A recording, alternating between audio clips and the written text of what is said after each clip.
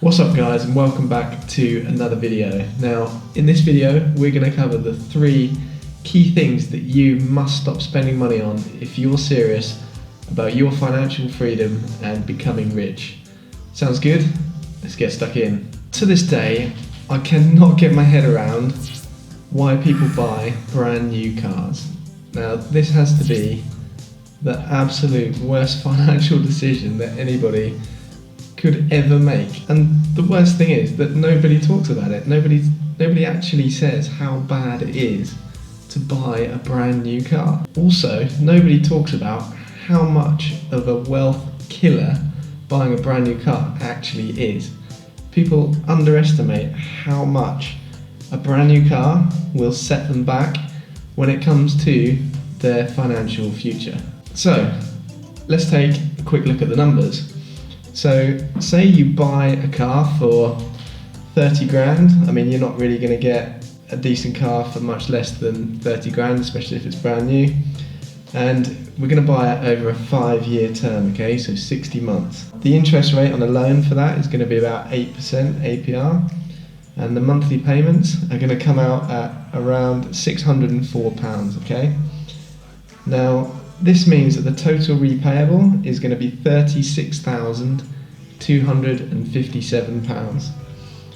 And that's assuming there's no other fees, but of course there's going to be a few other fees to factor in, but we'll leave those out for the time being. Now, the car is going to lose 60% of its value on year 5.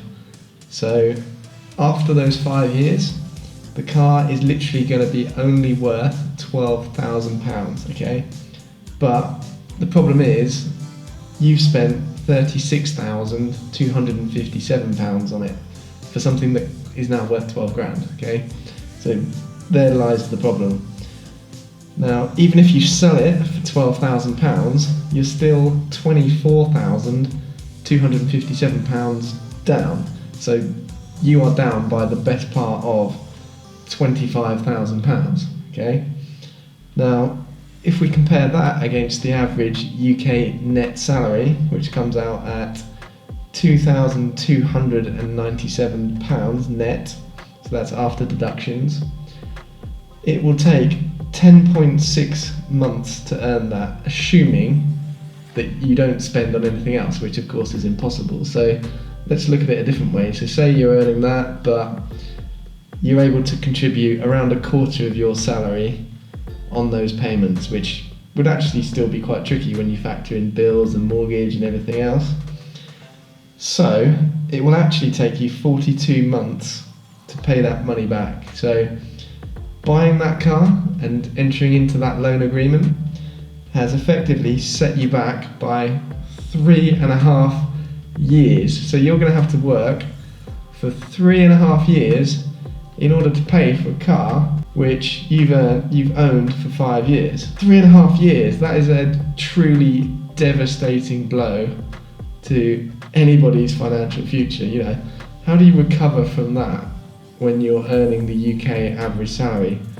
Very difficult. You know, a lot of these deals, they look really attractive, you fall in love with the car, you get it, but then what you'll find is the novelty of that car is going to wear off pretty quickly, but you're still going to be carrying all of that debt. In this case, in this example, the best part of 25 grand, which is going to set you back 3.5 years. And the funny thing about all of this is that literally nobody cares what you drive at all, other than you. If any of your friends or any of your associates are going to measure you by the car that you're driving, then those people are not really your friends. You know, question whether someone's opinion that's based on you because of the car that you drive is somebody that you actually want to know. The chances are that if they care that much about the car that you drive, then they're probably not as good a friend as you might think. Also, had you invested that money instead of spending it on the car, then you could have made, say, I don't know, if you put it into an index fund or a mutual fund, you could have made a return of about 15%, say, at a push. So you could be earning about £3,750 a year on it. So that's 18,750 in 5 years with your original 25k intact. So you'd actually be up £43,750 rather than down by 25,000. So, you know, it's a massive swing. And which one would you rather be? Would you rather be up by 43 grand or down by 25? I know what I'd choose. So next up, impulse purchases. Now, if you're serious about your financial future and getting to the point where you have financial freedom, then impulse purchases is something that you want to try and avoid at all costs. Now, a good technique to use when it comes to impulse purchases is think, do I actually need this product or not? And the chances are, if you didn't need the product before you saw it at its discounted rate, then you don't need it, so don't buy it. Always try and consider the quality of the item over the label. And if you're buying that item purely because of the label, have a little think about who you're actually trying to impress with that purchase.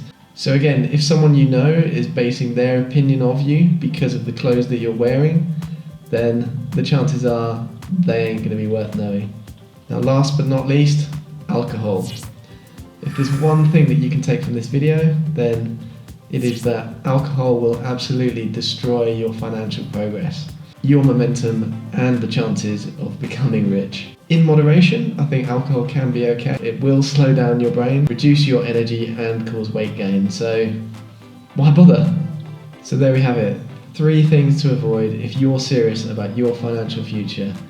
Now, if you can just make these small tweaks to life, you'll find that the actual benefit when it comes to your overall finances will be absolutely enormous. So I hope you enjoyed the video. If you liked the video, please give it a thumbs up. Please subscribe if you haven't subscribed already, and I look forward to seeing you in the next one.